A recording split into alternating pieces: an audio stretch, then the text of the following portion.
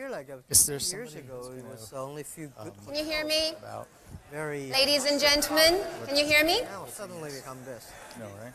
Right, just a few housekeeping announcements before we start. The panel is going to get shortly underway, the conversation that you're waiting for. Welcome to the World Bank's panel on disrupting development. My name is Karishma Viswani and I'm the BBC's Asia business correspondent. I'm also your moderator for this afternoon. For our audiences in Indonesia, selamat siang Bapak dan Ibu hadirin sekalian yang saya hormati. Good afternoon, ladies and gentlemen, and welcome to the World Bank event. Tuned into this discussion online from all over the world through live streaming in English, French, and Bahasa, welcome. To everyone online and in the audience here, I encourage you to share your comments with us throughout this session. There are two ways you can do this, either on our online platform, or the World Bank's online platform, I should clarify, at live.worldbank.org, or through Twitter, and you should be able to see that on your screen, the hashtag digitaldev, hashtag digitaldev. Now, right before we get started, I just want to get a show of hands while you're making your way to your seats. How many of you in the audience use a social media platform? I bet it's a lot more than that. Come on, be honest. Yeah, it's pretty much everybody in this room, right? So let me give you a statistic to show you just how much our lives currently depend on the digital economy. More than 1/5 of the world's population is now believed to be a member of one or more social media platforms. Just think about how much time you're wasting on Facebook, guys. In 2016, the global digital economy was worth $11.5 trillion. That's 15.5% of global GDP. In less than a decade, it's going to shoot up to 25%. But this digital future that I've just explained, which will have massive ramifications not just for us, but the kinds of jobs that our children will be taking or trying to get access to employment in these sorts of industries, this is a digital future that is not guaranteed for all of us. Almost 4 billion people around the world, think about it, I've explained how important this digital economy is, but 4 billion people around the world, still don't have access to the internet. So how do we use these digital platforms to empower some of the most disadvantaged in society, but at the same time addressing the rights and the rights of privacy and security of the people who use these platforms? We'll have 2 parts to this event to discuss this issue. The first will be a high-level conversation between the World Bank's president and Alibaba's Jack Ma. The second will be a panel discussion with some of the brightest minds on this topic from around the world. Very soon, I'll be introducing you to the very first part of this discussion, but in the meantime, please do take your seats, get ready for the program, turn your phones off, and be prepared for what I'm sure, will be an extremely scintillating afternoon. I'll be back with you in just a moment.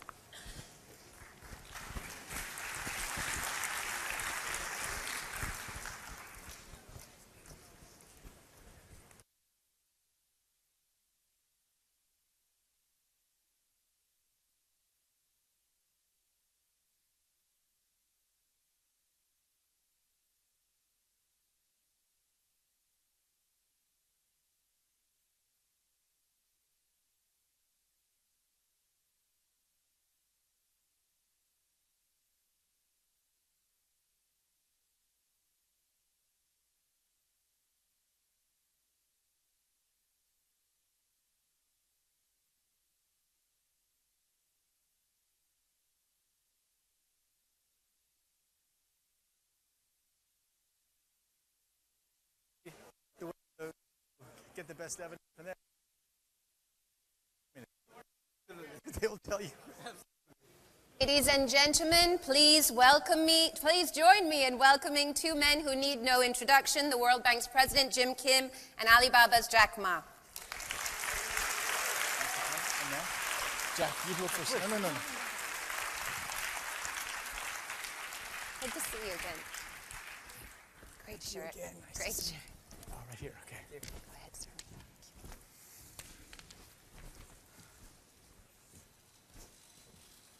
seat. Jack, I think they're not here for me. Well, thanks. We all come here for you. No. Thanks for coming. And thank you, everybody, for coming to what I think is going to be an extremely important discussion for so many reasons. But here's why I keep referring to Jack. We met 6 years ago. It was the first few months of taking over. And Alibaba was big, but it wasn't huge like it is right now. You were not a household word throughout the world. But then I began to ask my own team, if the Alibaba model is the path forward in development, are we building the right things in developing countries? And you've heard me say this. 25, 30 years ago, we had a debate in the World Bank about whether we should invest in telephone poles in India. And luckily, we didn't invest in telephone poles in India. But the question we keep asking is, are we doing the equivalent of investing in telephone poles in India? Do we have things in our portfolio that are just not going to be helpful for the future? So I've seen the tremendous work that you've done in what I would call democratizing access to capital, markets, marketing, procurement, even accounting. Last time I visited Hangzhou, you told me that your Alibaba clients can do their accounting online. So what do you think, Jack? You've now visited 7 countries in Africa. Can the Alibaba model of providing immediate access to cash to markets, can that work in places like Africa, other countries in South Asia? Because we're worried. We don't know that the traditional path of agriculture, light manufacturing, heavy industry, we don't know that path is open anymore. Yeah, thank you. I think absolutely, Internet is designed for developing countries. 19 years ago, when I started Alibaba, I think what we've said, we should focus on helping small companies. When the USA e-commerce focus on big companies.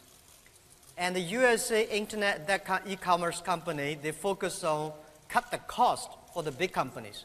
What we believe is that we should help small business to make money on the Internet. Because don't teach customer how to cut the cost. They know better than you do. But helping small business to make the money, that is the key.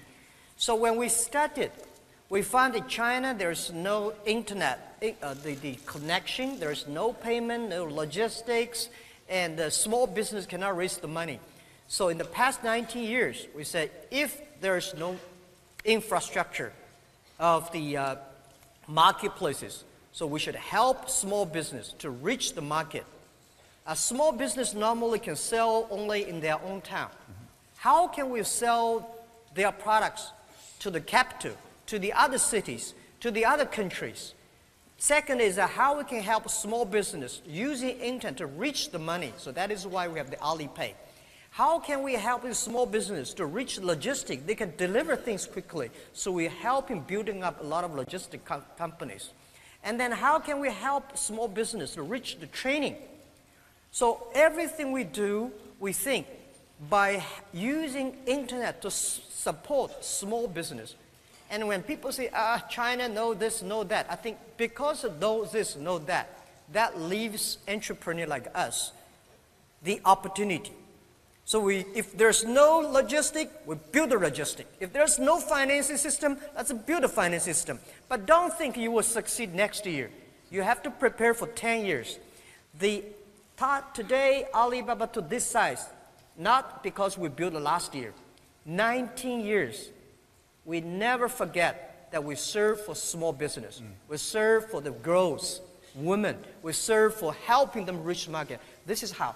And if we believe, one of the things, Jim, I was saying, the day when I started our business, 18 founders, me, and I talked to my 17 colleagues in my apartment. I say, guys, we don't have money.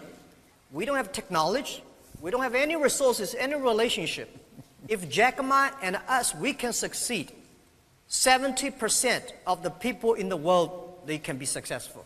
We have to prove that by working hard, believe in the future, believe in the vision, and day after day to improve ourselves, this thing works. So this is what I think in Africa, developing countries, that's the opportunity is. Believe the future, work day and night. That's what I think. Jack, you know, you told me, thank you. You told me that there were some critical things that did exist. So for example, there were roads, there was a grid, there was the beginning of internet access. Then you built other things. I mean, I remember you told me the story that you helped farmers who otherwise would have left and gone to the cities, you helped them create transport companies. But sometimes they only transported the things for one part of the way and then they handed it off in another. So you created all these companies. But what were the critical things that were already in place that we should be thinking about now to build in, say, you know, the poorest countries in Africa? What is it absolutely that you need for a platform-based economic growth to happen? Yeah, I think there are about 3 things that I've been quietly focusing on. Right. The government first, try to convince the government. The most important, I go to so many countries, right? Especially I'm keen on developing countries because Europe, they don't like me, and American, they don't like us. Right. Europe, they love people talk about regulations. Yeah. They love to discuss about the worries. I know this thing, what are you going to do? And in America, of course, they have their system. But developing countries, they love to change. They have to change. And if what we made in China happen, I think today, I visited Africa. And people say, you know, we don't have this, we don't have that, we cannot do this, not like China. I said, this is exactly what I heard in the past 19 years in China. Nobody believed that we would work it. So we say, if we never think we will be successful in 10 years. We think 10 years later, there will be somebody, company succeed. If we give up, we have no chance. If we don't give up, we have a chance. So every country I go, I try to convince the government. Very important, internet infrastructure. 30 years ago, if there is no electricity, this country is hopeless. This area is hopeless. Now, if there's no internet connection, this country will be hopeless because you have blocked your people reaching the information. The young people have no chance to compete. So internet connection is more important. But don't worry about the internet connection speed. 24 years ago, when I started internet business in China, it took me 3 hours and a half to download a half picture. Today, most of the countries have mobile phones. When I started internet, it's only on PC. There's no mobile phones. So today, most of the farmers, even in the developing countries, have the mobile phone. And mobile phone is much more powerful than 20 years ago. So internet is very important. Second, let's try to encourage the entrepreneurships. It's not the government make business happen. It's the entrepreneurs that make the business happen. It's the entrepreneurs that they have their ideas and dreams. So helping them, empower them. These are the 2. Of course, the third is education. But why I said internet is inclusive is for developing countries. I don't know if you know that. It takes 60 years. When electricity was invented, 60 years later, electricity happened in Kenya, Africa. It takes much longer time for the first technology revolution to go to the underdeveloped countries. Today, every 2 or 3 years, mobile phone, internet cover almost everywhere. Normally, all the credit card is designed for rich people.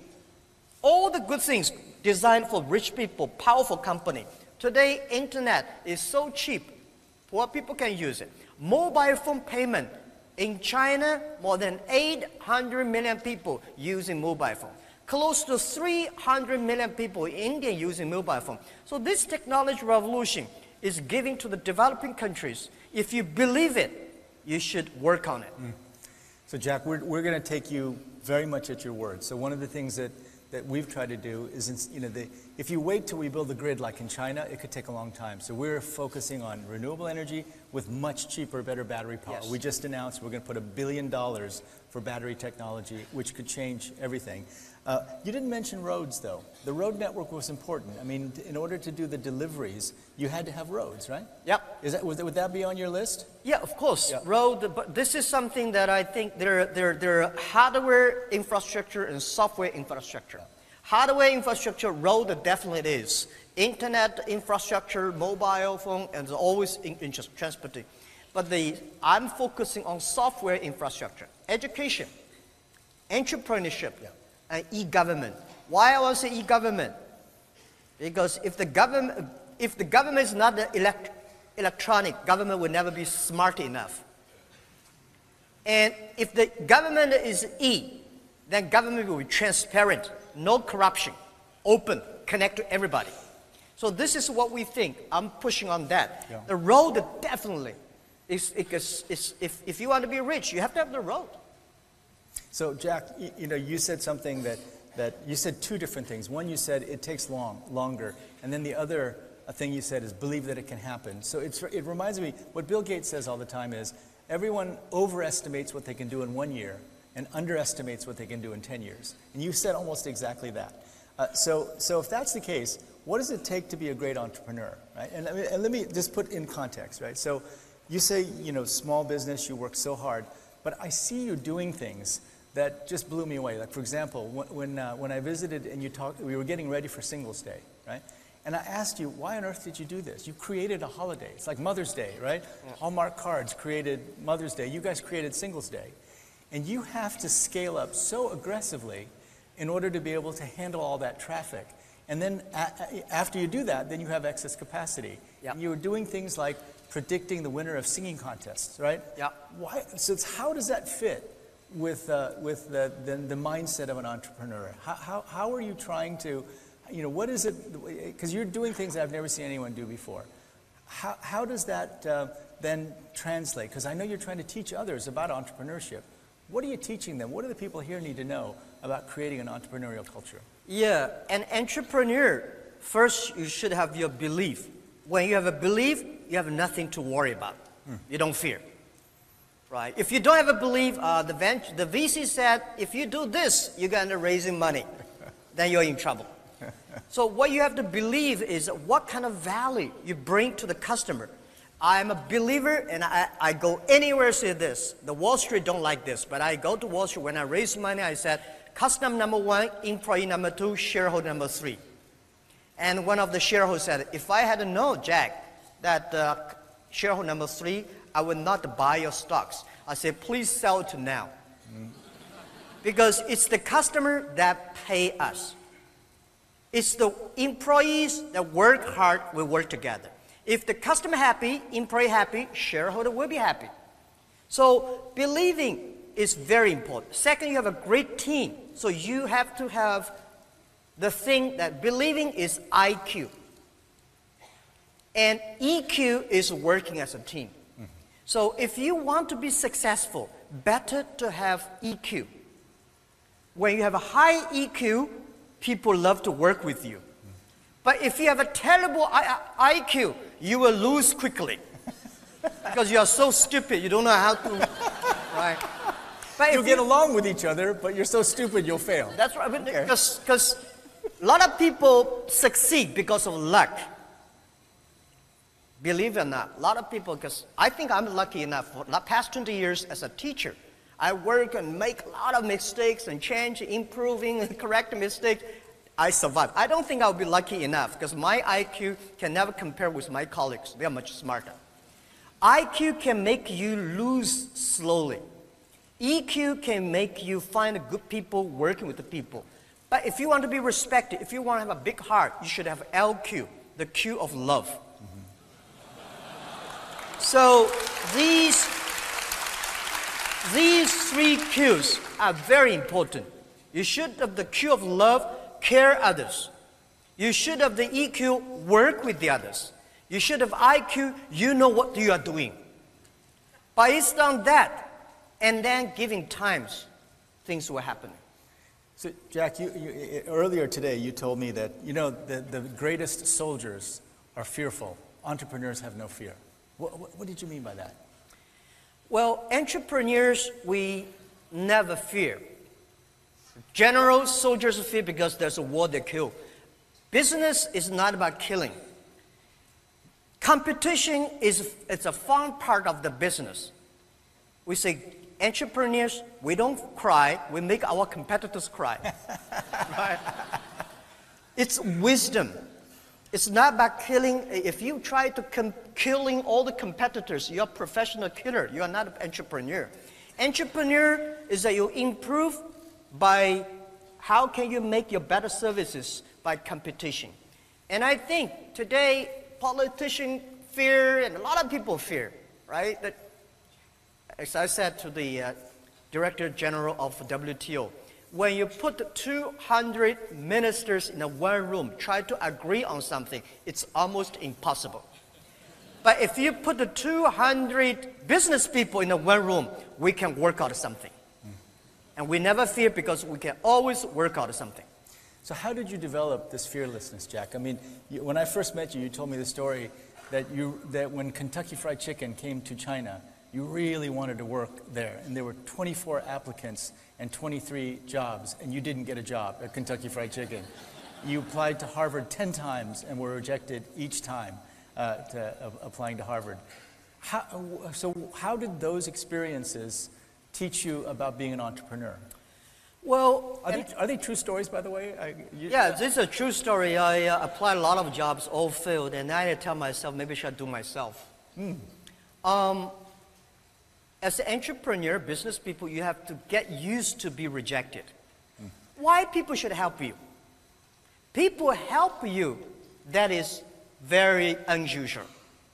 Right? Why people should help you? People don't help you, that is very usual. So as an entrepreneur, you have to get used to, you're rejected. As a salespeople, you go out, to sell something. You should tell yourself, today I go out to visit 10 customers, they will all say no, which is usual, so you came back with happy. If you sold one of them, you are extremely happy, you are better than you think. So this is optimistic. And when I started my business, people don't want to join my company. Because this internet, I've never heard about a company called there is a company doing internet.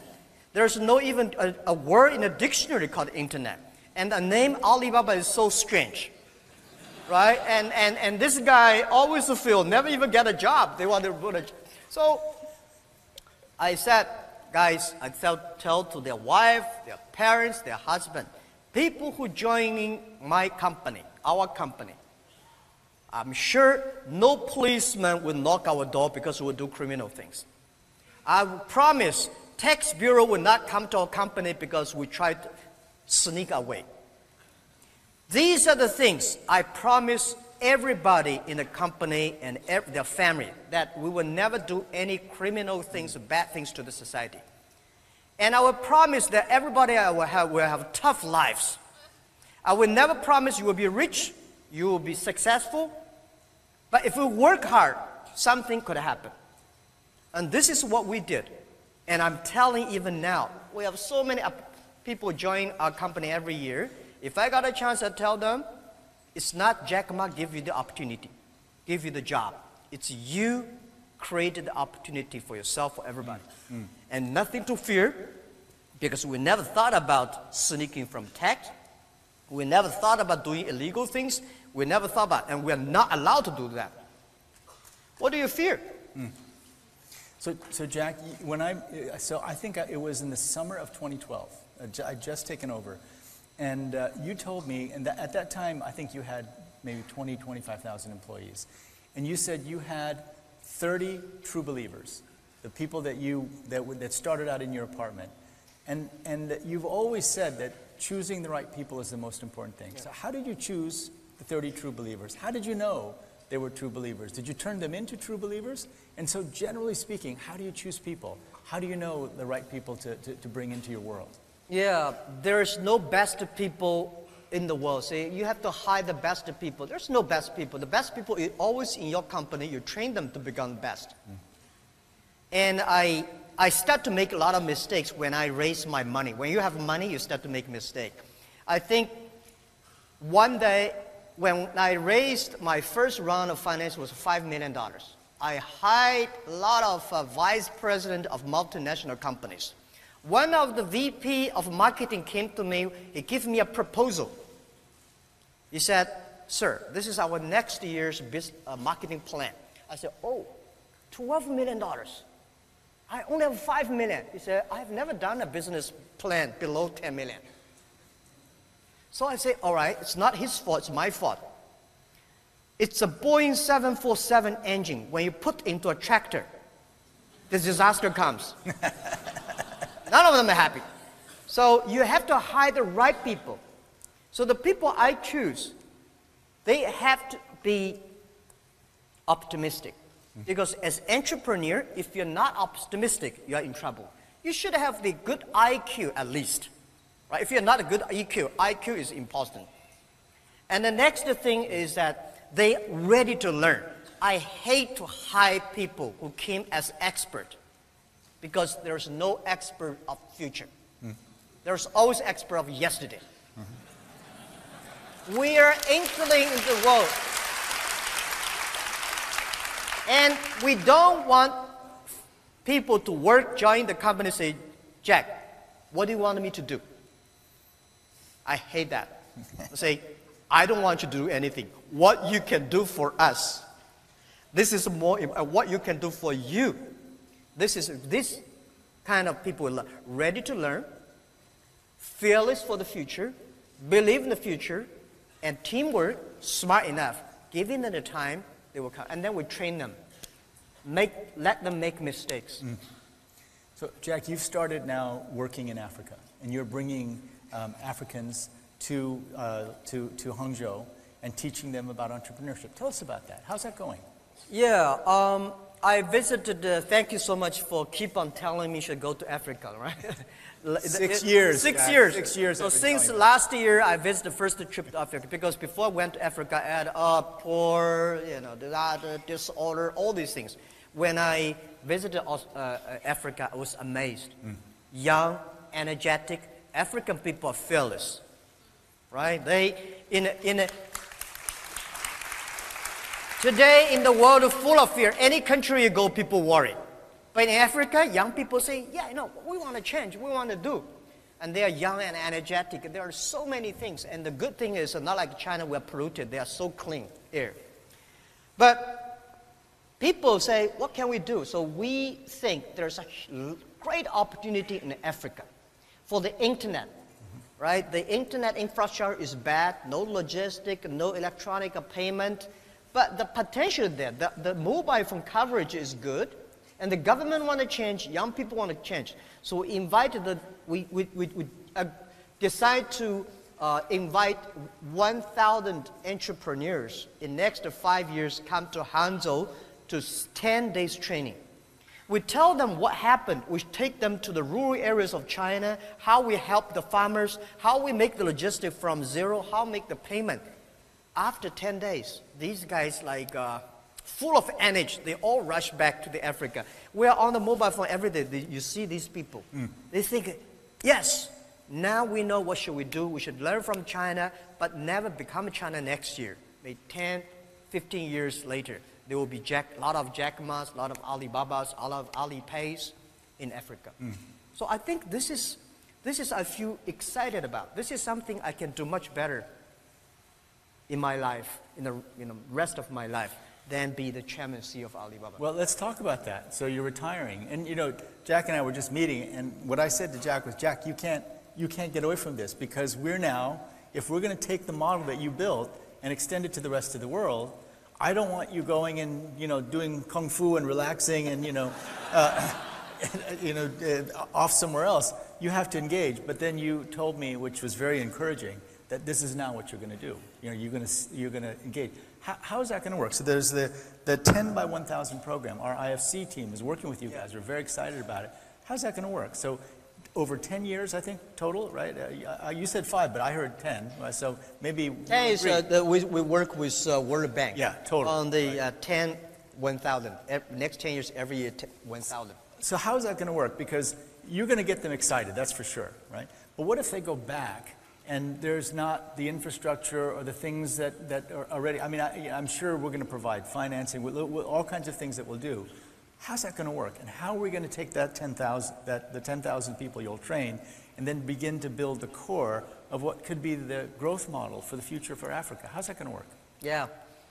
For every entrepreneur we invite to China, the first lecture lesson I tell them is about, if everything is ready, you have no value. As an entrepreneur, because things are not ready, that is why the society needs you. Because things are not ready, there's no this, no that. That is why we need entrepreneurships. So this is what I think. And next thing is I retire from the chairman position because to me it's not retire, it's a job rotation. I go back to education. I think education is more important than technology. Operating company like Alibaba, I'm a bit old. But doing education entrepreneur, I'm quite young.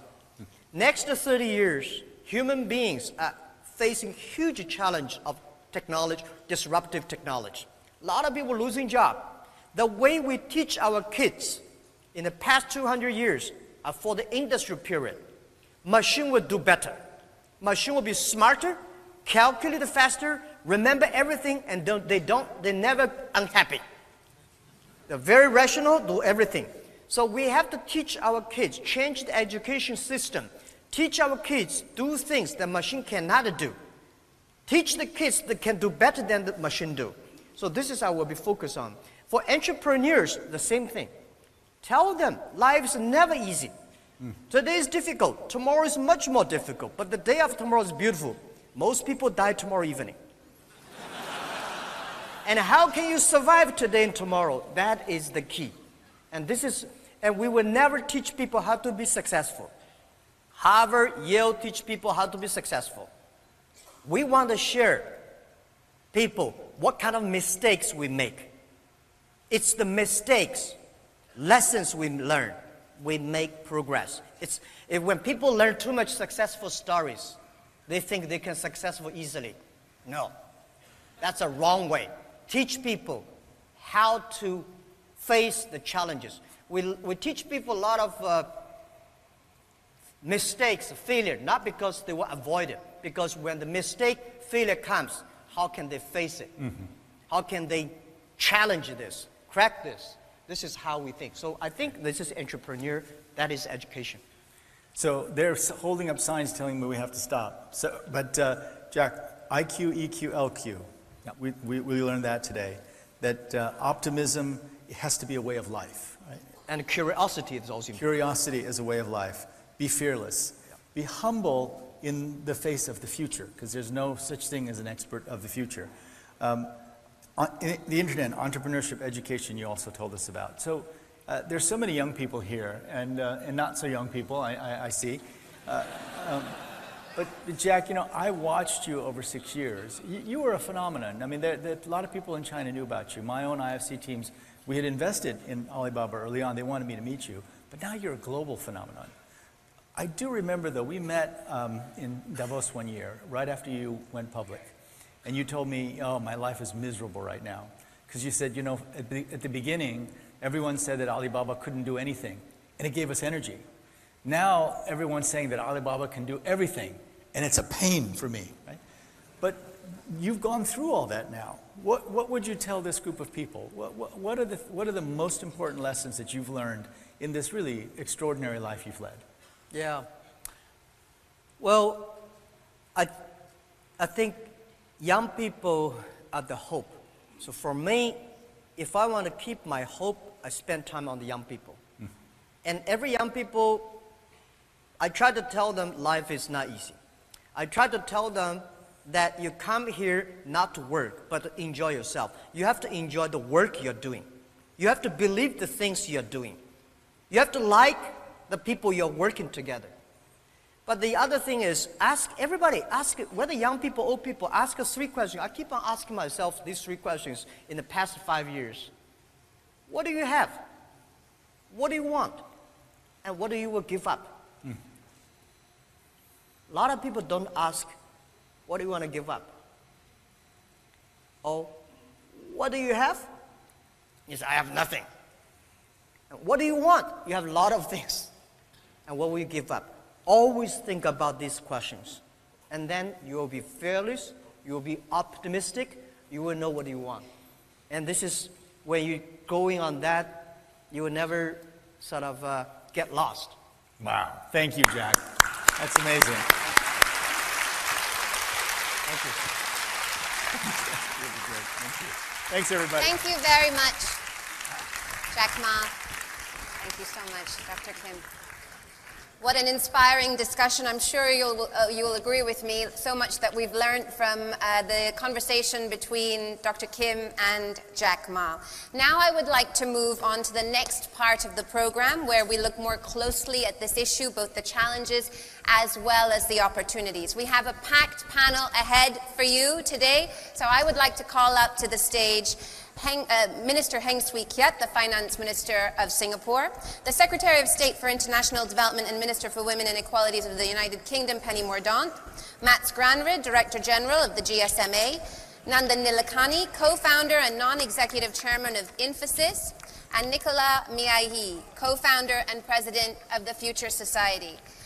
Please do make your way to the stage, ladies and gentlemen, panelists.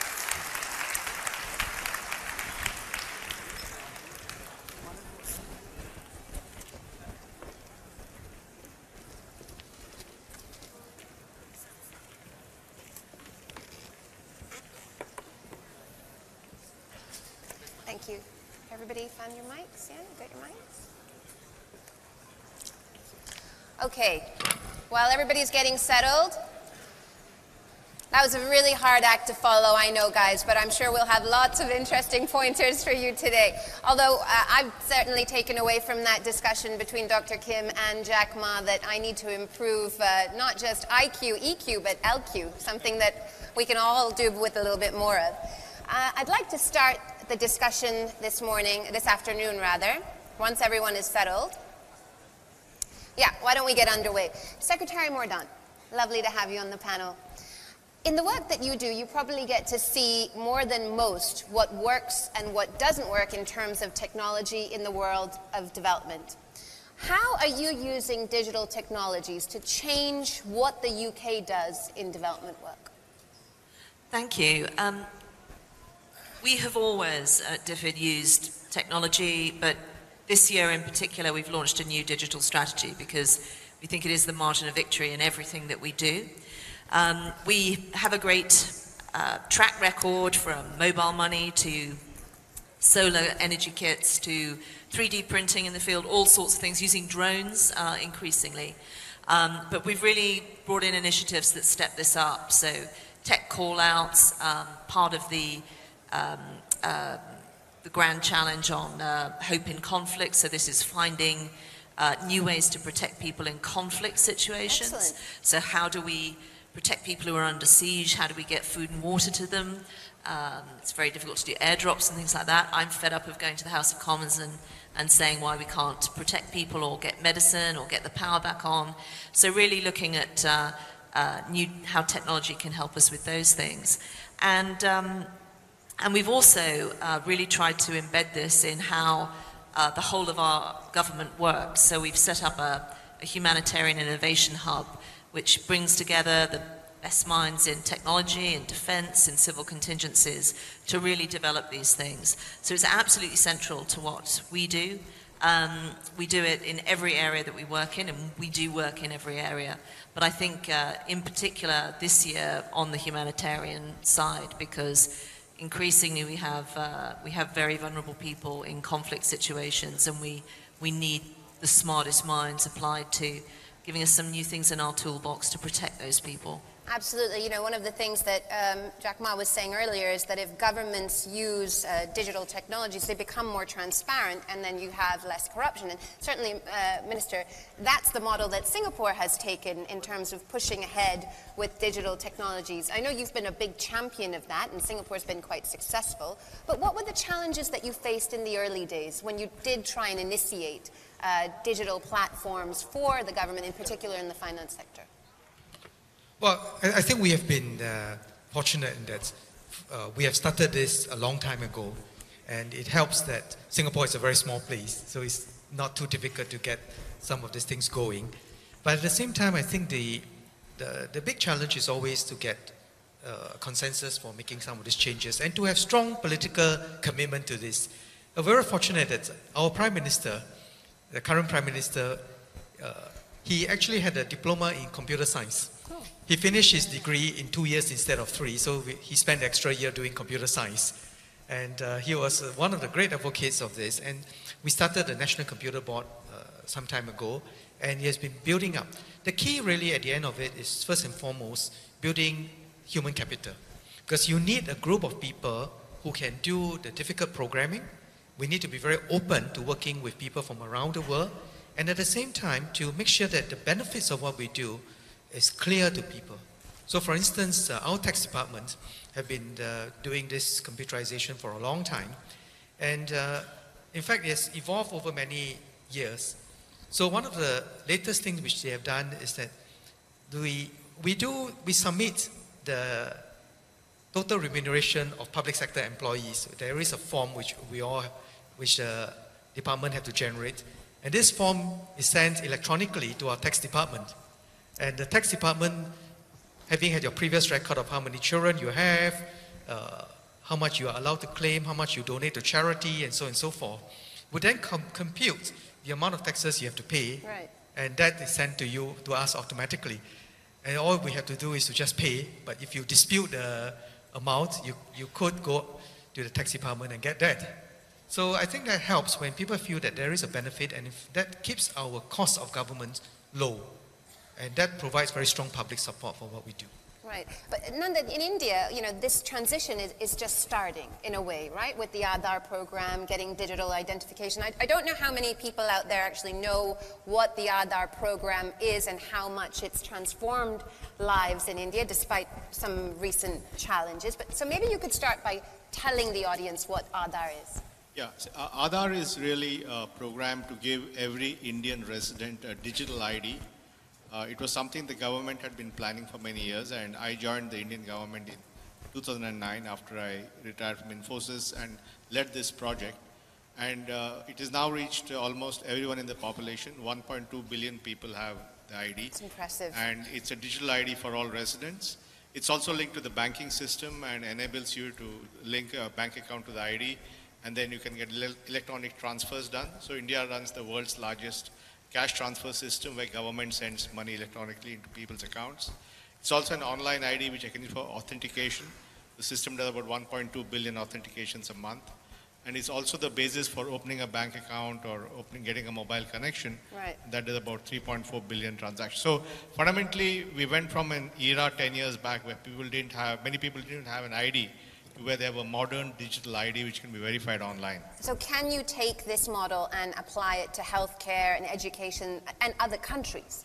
Yeah, I think so. First of all, you need some kind of a digital ID for any kind of online activity. So for example, the Indian government has rolled out a major health insurance scheme, Ayushman Bharat, some time back, and that program requires an ID which will ultimately be linked back to the Aadhaar ID.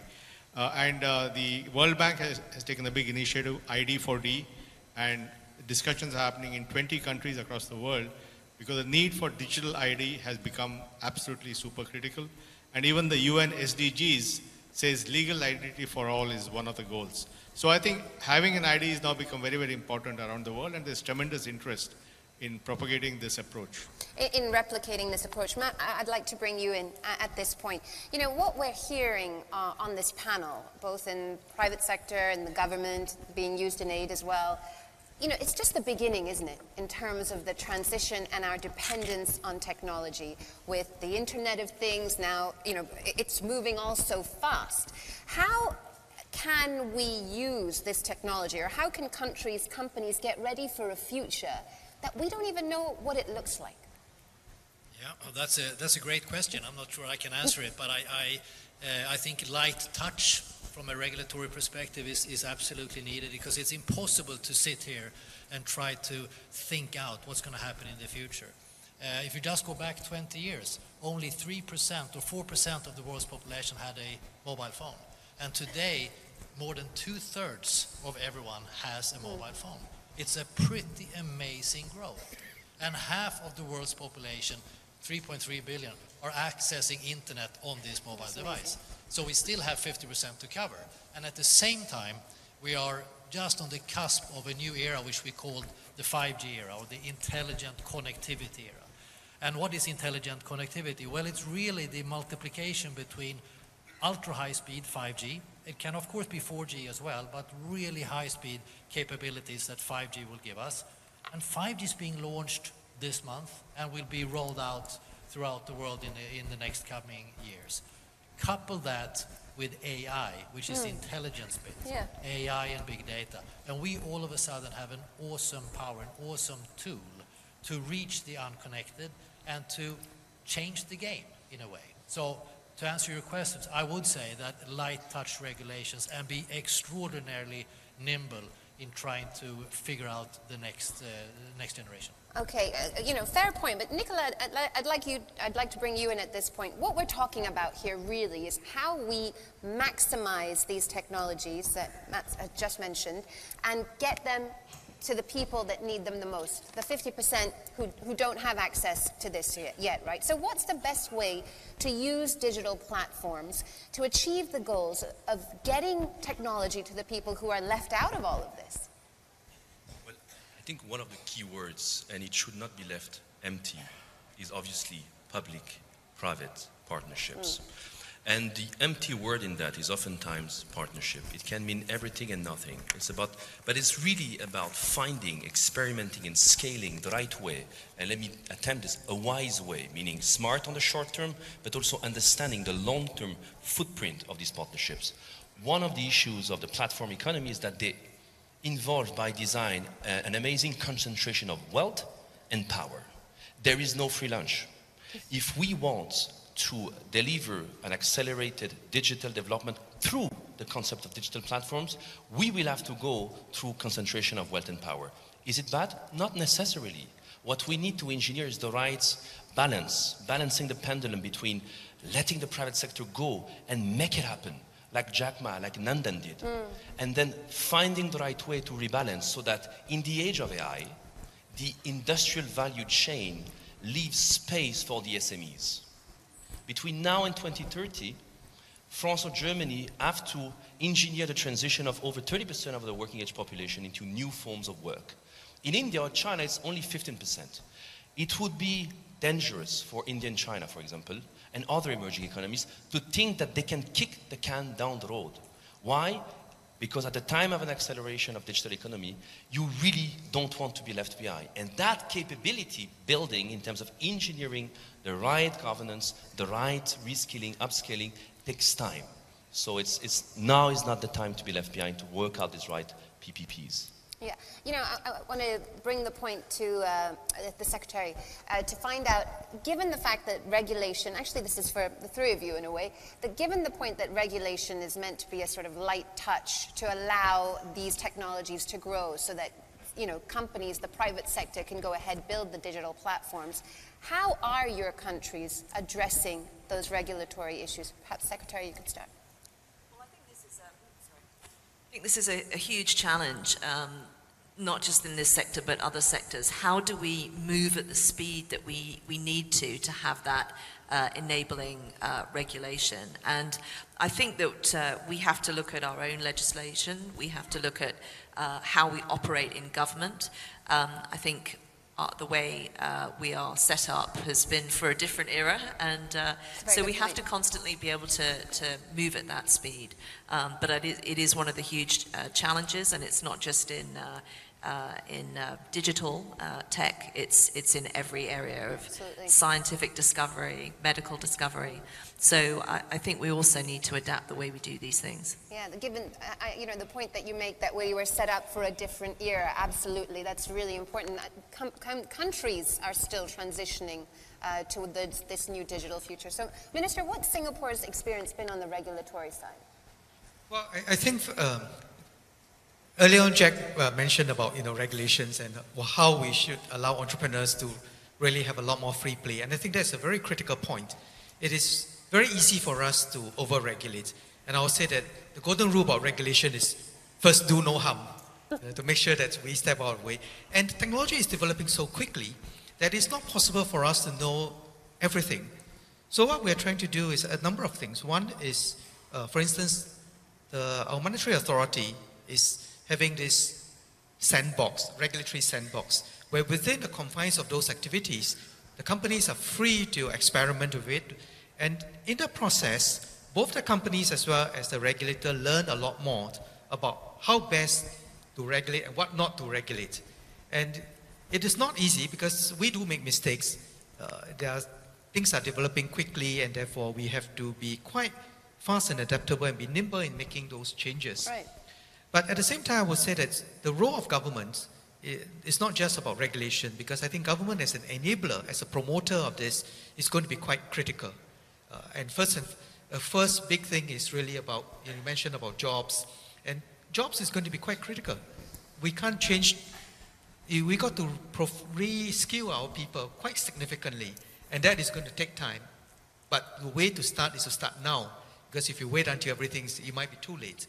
So lots of things that government need to do, and of course government need to think about regulations that promote inclusion, and also to ensure that we have a level playing field. You don't want a big incumbent to then stifle everybody and all the SMEs cannot grow. So how do we have a regulatory framework that allows for growth, innovation, but at the same time creates a level playing field, and that we do not end up just doing good things in the short run, but in the long run it comes to haunt us. So thinking about what needs to be done at different stages, but yet not presuming that we know everything, and being prepared to change as situation evolve will be quite critical. And of course, the other very important thing which I hope government would do is to ensure that we also put enough resources in a research and development agenda. Being nimble and also spending the investment, putting the investment in R&D, I think that's key. Nandan, what's the experience in India been with regards to this? No, I think one is, of course, you need regulation to allow innovation and competition to flourish. But also, I think it's important to recognize that if we really want digital platforms and innovation to happen, that we need to create a class of digital public goods. And if you go back and look at the history of both the internet and the GPS, were actually public goods created by the US government. And if we talk to Matt, the whole GSM phenomenon happened because all the European countries came up with one standard. Right. So there's a huge role for standards and so on. And we believe in India, and that's both the governments have done that, is digital identity, digital payments, digital signatures, data empowerment should all be public goods. And we need to create a new class of institutions like we did with Aadhaar. And that's as much required because, see, data is going to be the most important thing. Yeah. And data has a habit of concentrating very quickly, and if you don't do anything about it, it'll end up with a few companies or with the government. But the true power of data is when individuals can use their own data to improve their lives, to get a loan, to get better health care, to get better education. And therefore, inverting data to be empowering to people requires hard thinking about institutions, about technology, and about regulations. So I think it's not just about letting go and saying, let some guy build it. Yeah. I think it's also about creating the institutional framework and the technology to empower people to use all these technologies. But data in itself is such a sensitive issue, right? Like even in India with the Aadhaar, the Supreme Court ruled in the favor, but it has now regulated or put out some conditions about how to regulate data. No, I think they've put on a framework under the fundamental right to privacy and so on. But I think that's not just what I'm talking about. I think it's about how, you think about this, if our challenge is development in the developing countries, individuals in developing countries are going to be data rich before they're economically well off. Because the person having a smartphone is going to generate as much of a digital stream as someone in the US or London having a smartphone. And if people are therefore going to be digitally rich before they're economically well off, then can we empower them to use their data and get better loans, better healthcare, better education, better jobs. And this fundamental inversion of data in the hands of people, a form of data democracy, cannot be done by itself. It has to be done by government action. But the current status quo, Nicola, on the point that Nandan just made is that currently we have these mammoth data collecting companies, right? These giants, technology giants all over the world. They dominate the landscape. So how do we get from where we are now to having more data being controlled, not just in the hands of smaller players, but individuals?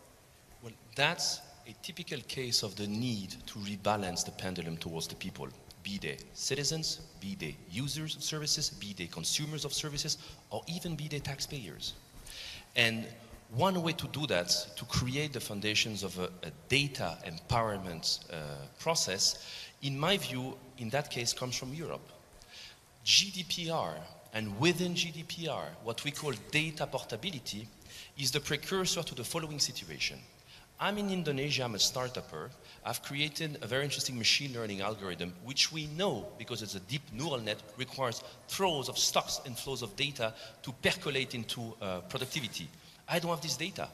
With data portability, I can forge an alliance with my consumers so that they go to the various platforms, Uber, Facebook, and they mandate that the platforms route the data to me so that I can run them through my own algorithm and therefore create value.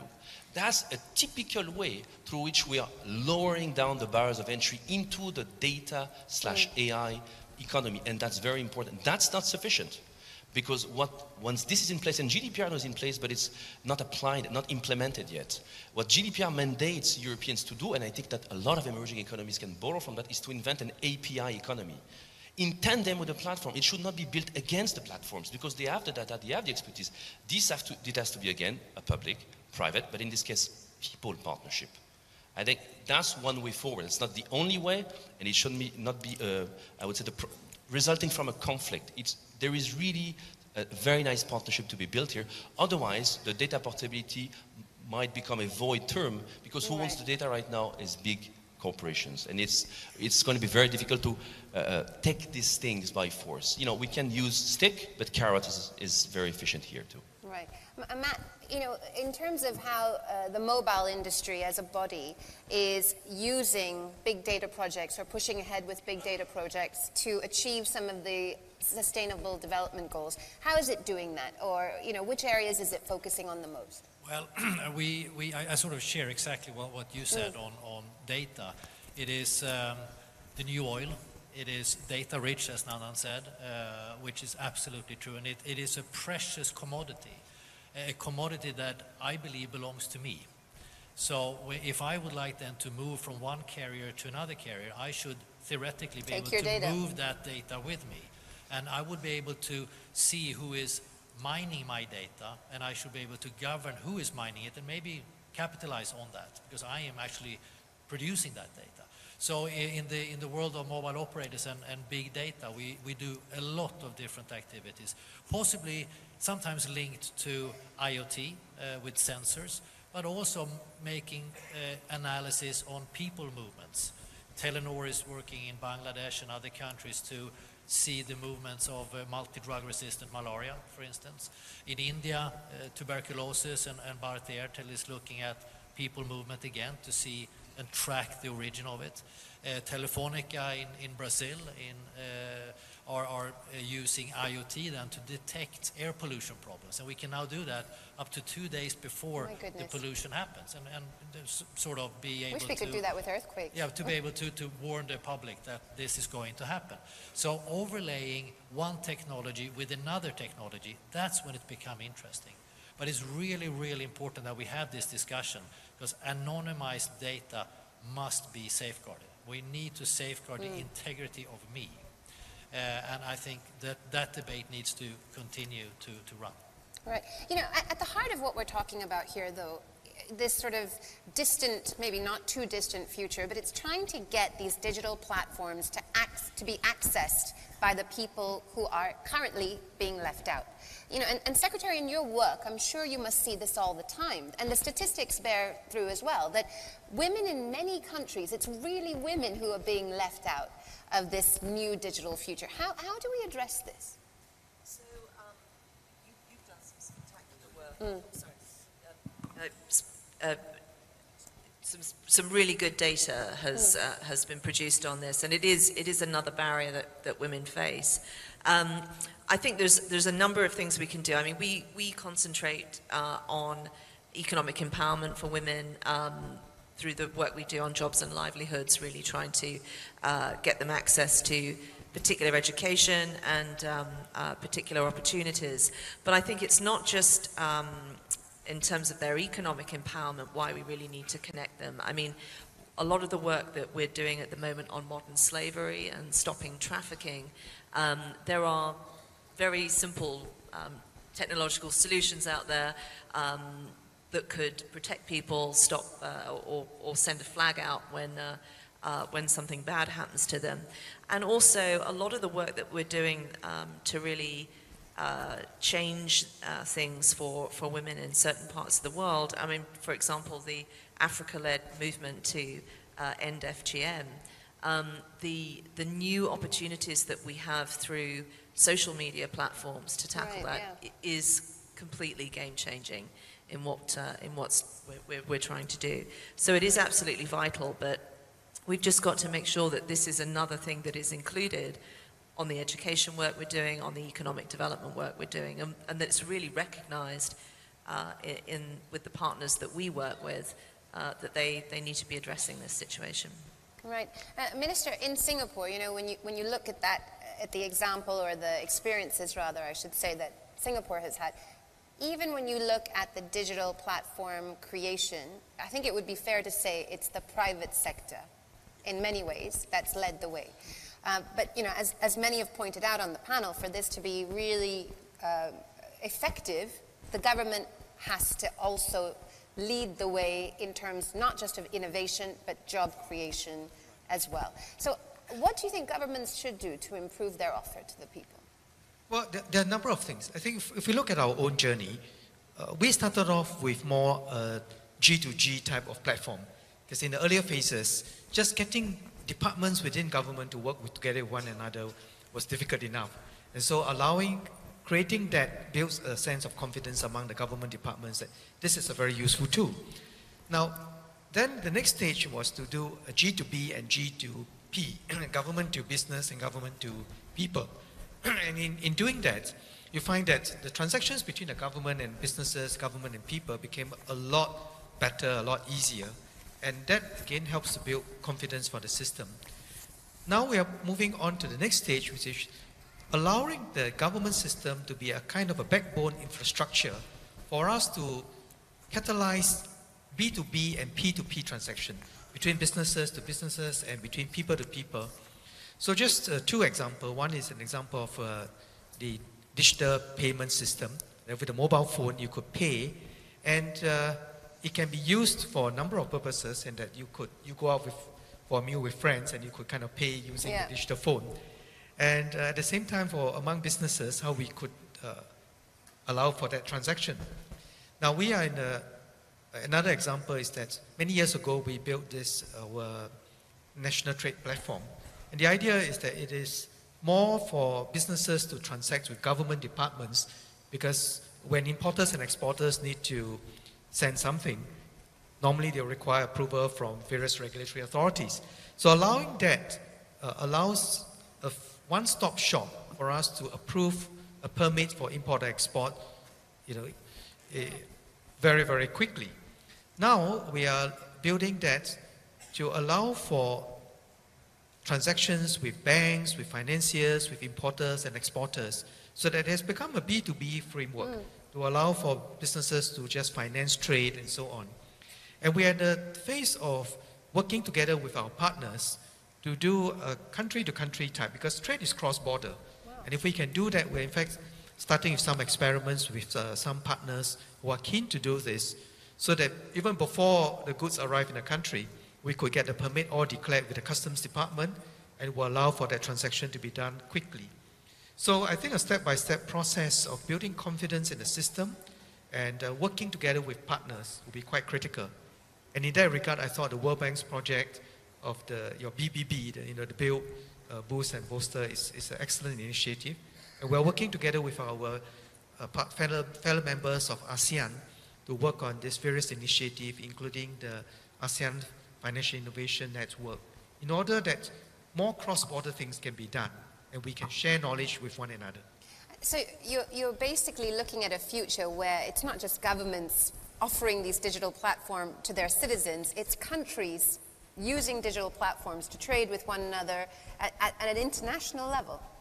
Yes. Okay. And I think there will be many, many interesting initiatives that would sprout because as we hear from our entrepreneurs, Jack and Nandan, there will be lots of good ideas. And what we want to do is to try and facilitate that.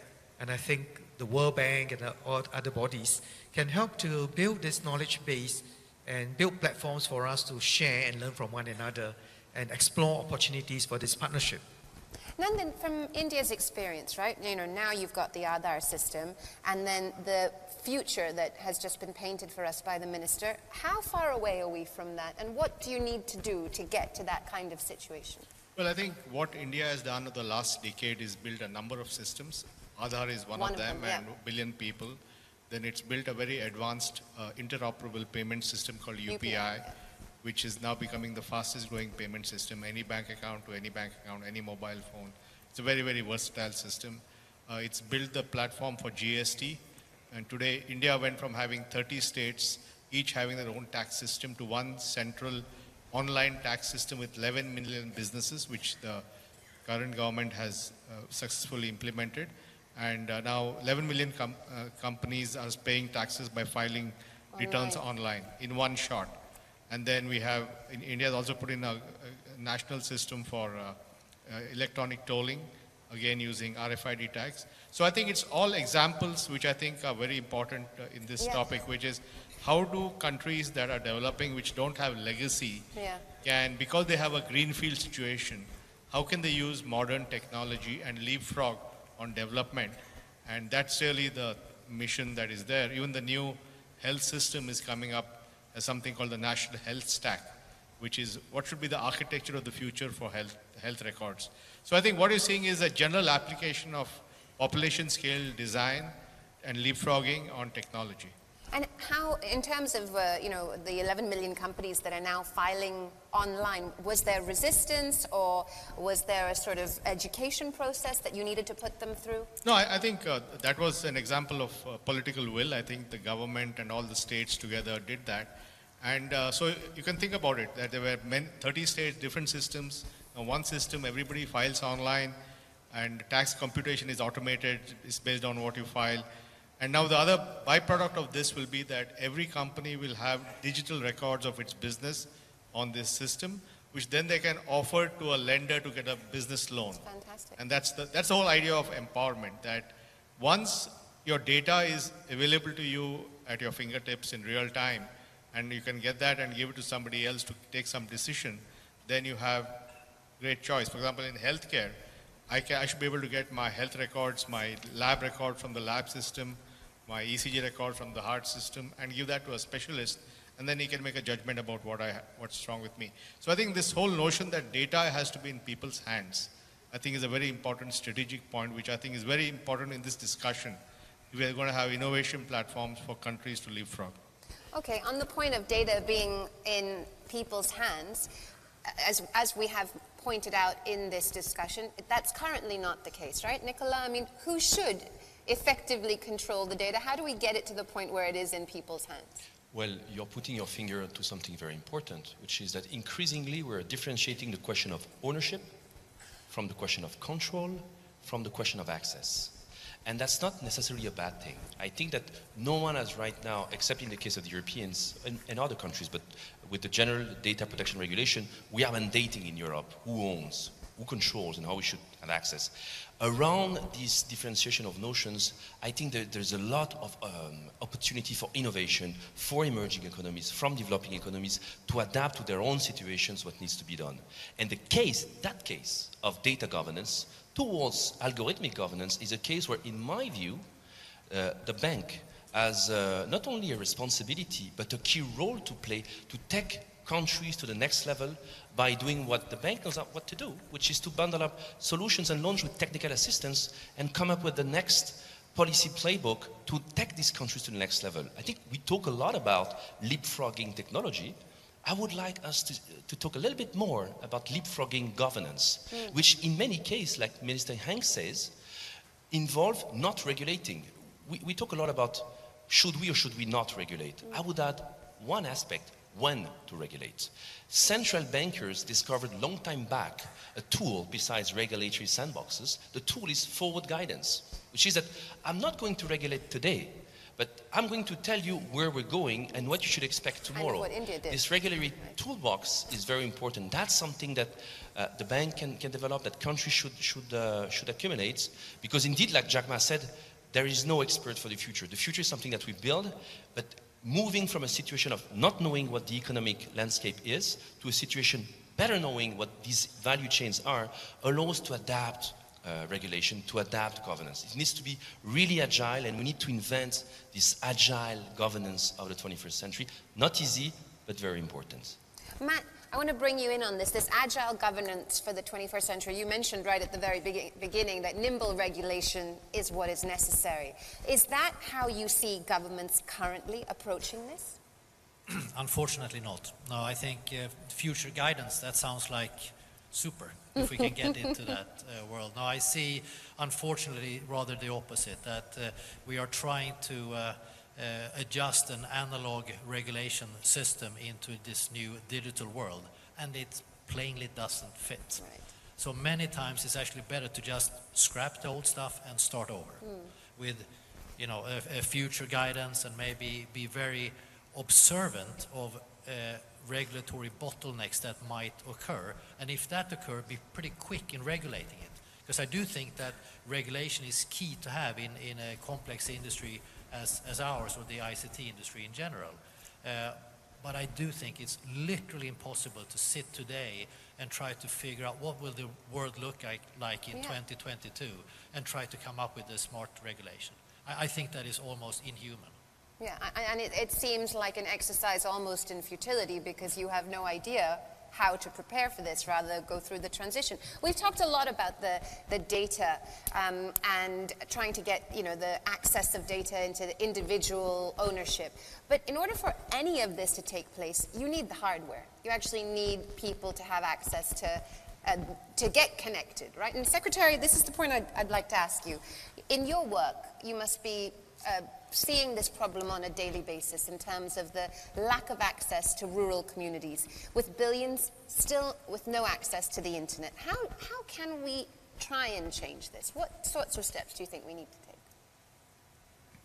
Well, I think that this is a key area where we can really help, and what we've tended to do in the past is actually step in and put infrastructure in. But I think there's that we, because of the scale of the challenge, we need to look at doing things in a different way. And one thing that we can do as a development department is to prove the market. We can help demonstrate to the private sector why they should step in, why they should invest, and why it's in their interest to do so. And I think this is really important as well for donor nations. Cyber threats, but also markets for our own businesses as well. So we're setting up across the globe tech hubs to really be a sort of focal point and to really help businesses that want to invest either in developing nations or British businesses as well.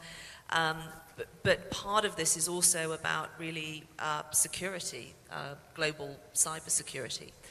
So I think there are many things that provide a sort of synergy to really encourage donor nations to step in, but we also need to be generating the information to demonstrate to the private sector why it's in their advantage as well to really step in and do more. Tell me a bit more about these tech hubs. Which parts of the world are you setting them up in? So we're in every part of the world. So this is actually an initiative that's a joint initiative between my department, our Foreign Office, and our Culture and Media and Sport and Digital department. And we have to make these things more sustainable. It's in our interest to do that, but it's, I think, one way that we can really support businesses to do the right thing. And I think that really, particularly over the last 12 months, I've noticed a real step change in how the private sector is now getting interested in the global goals more than ever before, and really seeing that it is the smart thing to do. And so now's the moment, I think, to really make sure that all the obstacles that have been there in the past to them actually doing things, whether it's business integrity, whether it's information support actually there in country, is there. And we're also making the case and giving them good evidence as to why it's worth them being there and why it's worth them investing. Excellent. Well, Minister, you know, Singapore is a unique case in all of this because you got to start from scratch, right? And at the very beginning or quite early on. What are some of the lessons, do you think, that other countries could take from the way that Singapore, I know that it's a much smaller country and, you know, a smaller population, but in terms of the hardware that you put in to ensure access to connectivity for people? Well, I think in terms of the hardware, we started within the government, and thereafter we started with the transaction. And what happened is that as the cost of computers came down, and in fact it's still coming down, we find that more and more households have access to it. And we do have programs to ensure that, you know, we have that inclusion. So that helps a lot. But I would say that it goes beyond hardware. I think a lot of it is really building the public consensus that this is the right thing to do. Because without the public support, and if the public is fearful of the technology or they don't see the benefit of that technology, they themselves will not invest in it. And also working together with the private sector, because how do we enable the private sector to do what it can do best, and then confining the role of government to what we can do better. You know? And that partnership is quite critical. It's quite tricky as well. Yeah. Nandan, in India's case, you know, where do you see the opportunities for the private sector to step in and work with the government, the way that the minister has said, with regards to providing access to connectivity? No, I think India is a great case of where the private sector has played a huge role in connectivity. I mean, you know, 15 years back, we had 60 million landlines and 0 cell phones. And now we have 60 million landlines and 60 million landlines and 1 billion cell phones. Yes. And I think the credit goes to the private sector. It's been companies who are led like, you know, Airtel and Idea and Vodafone, and now, of course, Mr. Ambani with Reliance Jio. So I think there's a very competitive infrastructure, and today we have the lowest prices for voice, the lowest prices for data, and ubiquitous connectivity. So I think it's a great success story in getting massive inclusion. And I think what the mobile industry did in India, which is actually shown the way, is the key to inclusion is high volume, low cost, small transaction amounts. Because if you have high volume, then you can reach 1 billion people. If you have low cost, you make it affordable.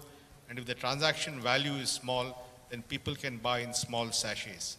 And that is the heart of inclusion. So I think high volume, low cost, low transaction value has been demonstrated, and now we need to apply that to every other sector to really get inclusion going. And is this a model that you think can be transplanted, used in other developing countries? Oh, absolutely. I think the whole idea of technology is to make scarce resources affordable and accessible. And you can do that today in, not just in mobiles, but you can do it in health, you can do it in education. So I think, but that requires reimagining how you deliver these development services in a very different paradigm. Yeah, what else do you need to be able to deliver these services in a country like India, for instance? Well, I think you need to, you know, for example, if you need to make education accessible to all. So you have to make content accessible to all. It should be on a smartphone. It should be available anywhere. You should have a health capability where a person at the edge of the network get access to all the expertise on the cloud so that they can deliver better health care. So it requires a very different way of thinking about this. And I think that's the way that developing countries can offer, because you will never have enough doctors and enough teachers in these countries. We have to rethink the way we deliver it. What you're pinpointing here, I think, is the way we need to change our education system in many ways, right? I mean, it's what Jack Ma was saying. No, I think that's a bigger issue, because I think what we know is that it's no longer about going to college, getting a degree, and then working. It's about continuous lifetime learning. And because the pace of technology, we cannot predict which jobs will exist and which ones will become obsolete. We have to be prepared to learn all the time. Right. So all of us have to be constant learning people for all our lives as we work. And therefore your education infrastructure must provide just in time, anywhere, in little modules, on the cloud, in the evenings, whatever. At all times. At yeah. all times. So I think the whole way we deliver education also has to be changed. Yeah, so obviously, sorry, go ahead, sir. Now, I was just going to add to what Nandan said, which is that I think what is happening in India, in China, I was talking to our colleagues in Indonesia on the way in which e-transactions is taking place. I think it's all very, very inspiring because with the scale and the cost, you can really drive things and drive adoption in a very major way. And this is the network effect is tremendous. Now, at the same time, if I compare tiny Singapore with India, we do not have the same benefit of the scale. And I would say that most countries do not have a billion population, that no country other than China and India have the billion population. But what we can do is, I think, working together, your point about how widespread adoption would drive down costs and allow all of us to benefit from it is very important. And therefore, for those of us without the skill, I think creating a whole network amongst the rest of us and riding on a network that, say, India, China, Indonesia have is actually extremely useful. Absolutely. And I would just make one other point about education. I used to be education minister for almost 5 years.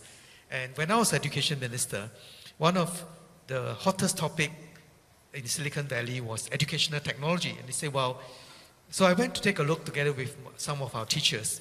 And at the end of it, I asked our teachers, I said, what do you think of this system? They said, well, we don't quite like it. I said, why? They said, well, because they are trying to replace the teacher. Because they think that the teacher is dispensable. But education is a lot more complicated than that. It's not about, head knowledge. It is about also building the human character and that requires a human being to do it. And we thought we should be able to learn how to use technology well together with the human quality. And I said, well, what would you suggest we do? He said, well, we should use technology to empower our teachers, to enable our teachers to do a better job and not to displace our teachers. Right. So I found that to be very inspiring. And in fact, we then ended up building a system in the Ministry of Education to precisely do that. And I hope that in the debate about jobs versus machine, that we see machines as enabling, as empowering, and not be fearful of it. And you augment and enhance human capability to a far bigger extent than is possible working manually. That currently that we envisage. We've come to the last few minutes of the panel discussion, and for this, as I've mentioned to you already, this is the rapid fire round where you guys each have about a minute to tell us your final thoughts on this issue. Nicholas, I'll start with you. Well, I think we also need to shift to focus in developing economies away from the quest for unicorns into the quest for multicorns. Unicorns is a tale of a concentration of wealth and power, which we need to have, okay. But when WhatsApp got taken over for 23 billion with 50 employees, I think that we can do a better job of accelerating innovation, which requires concentration, and at the same time making sure that we can deliver a more harmonious value chain. I think that this is important, particularly for emerging and developing economies. Matt? So I think the mobile industry, we were the first industry as a whole almost 3 years ago to commit to the SDGs, the 17 Sustainable Development Goals. And why did we do that? Well, we have this phenomenal muscle, but still we're only connecting to internet half of the world's population. So our vision is to intelligent connect everyone and everything to a better future.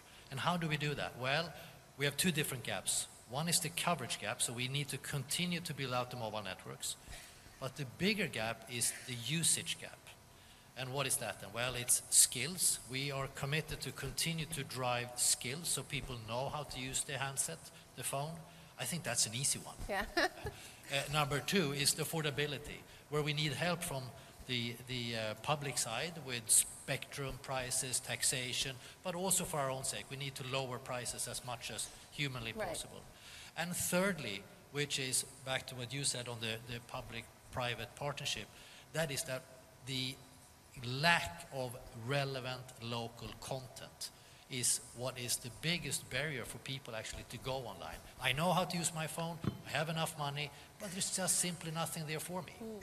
And we need to fix that. And the industry, the mobile industry, with partners, are committed to try to fix that. Excellent. With partners such as DFID, for instance, who is a phenomenal skilled donor that is pushing us every day to do better work.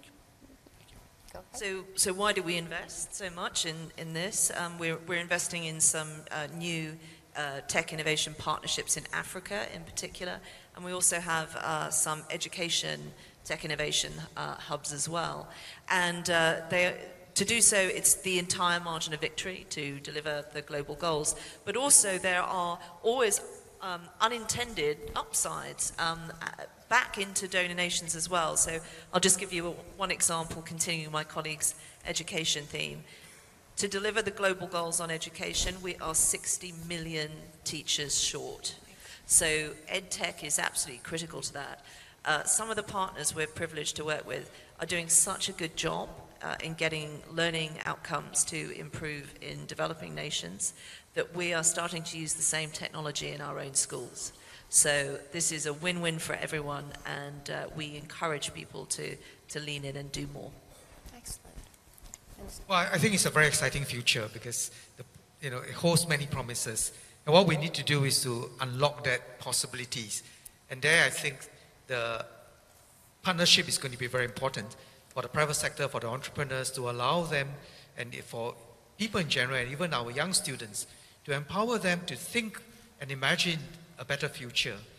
And then two, the government has an important role to make sure that we educate our people well, we set up an enabling framework for this to happen, and at the same time, the governments, as well as the private sector and the people sector, should all work to partner with one another, because the more we can do it together, the more we can drive the kind of scale that Nandan mentioned, and that we should share and learn from one another all the time. Yeah. Thank you. Nandan?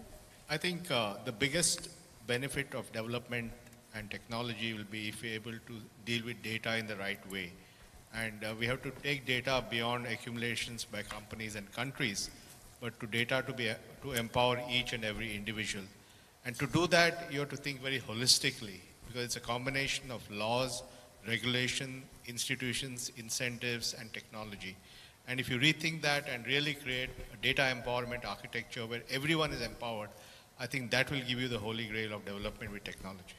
Nandan, Minister, Secretary Matt and Nicholas, thank you so much. That was a really scintillating discussion. I learned a great deal, and thank you so much to the audience as well. Thank you. Thank you. It's such a pleasure. It's good to see you. Thank you. Thank you so much. That was excellent. Thank you, sir. Thank you, Minister. Thank you. Thank you. Thank you. Thank you. Didn't get to see you earlier, so thank you so much. Thank you. Thank you. Take this. Thank you. Go ahead. Thanks, Matt.